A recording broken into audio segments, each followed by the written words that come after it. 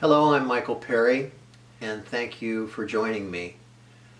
I have been around dentistry my entire life. My father was a pediatric dentist for 44 years, starting in 1950, and I have an older brother who was a dental practitioner in the Puget Sound area.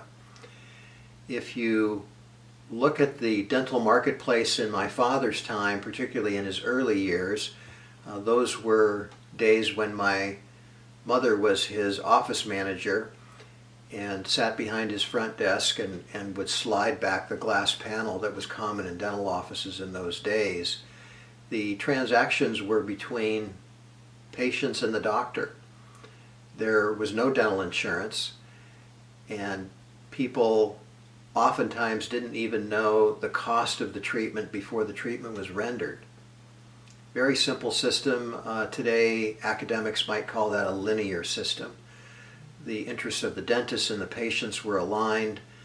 In the mid-1950s, the CDS, the California Dental Service, which today is Delta Dental of California, came into the marketplace, and the systems for payment were changed forever in dentistry and have been evolving ever since. In the mid-1960s, the vast majority of dentists were contracted directly with Delta Dental of California. Most of them were doing better financially because the third-party insurance was paying for a large percentage of most treatment plans.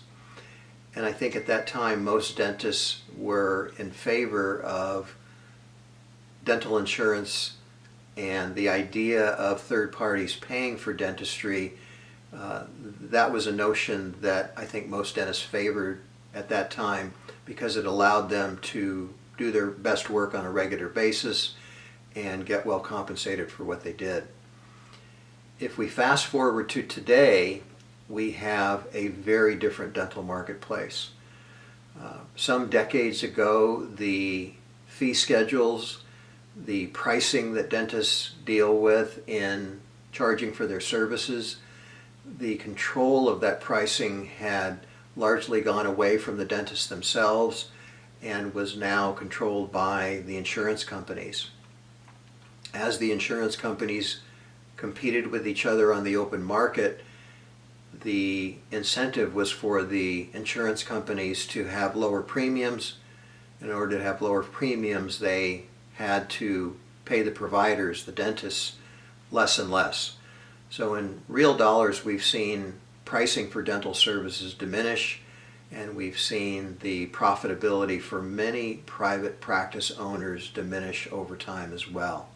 If we couple that with the increased cost of a dental school education, we have a marketplace that is much more challenging for dentists, particularly younger dentists. And dentists need to understand the business of dentistry and to be able to compete in the marketplace, in my opinion, exceeds anything that existed in the past. I have dedicated myself in the last 20 years to teaching dentists about the business of dentistry.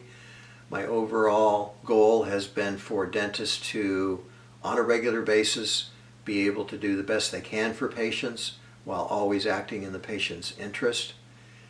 And my belief is if that is going to be a core principle and a tenet of our profession, that we need to have the majority of practices, if not all practices, owned and managed by dentists themselves. For that to occur, my colleagues are going to have to be better at the business of dentistry than my father was in his time. Please take some time to look at the website, look at the resources that are available, pay special attention to the Developing Webinar Project, which is a training program available for all dentists on this website. Thank you again for checking in with me, and I look forward to seeing you at a future training.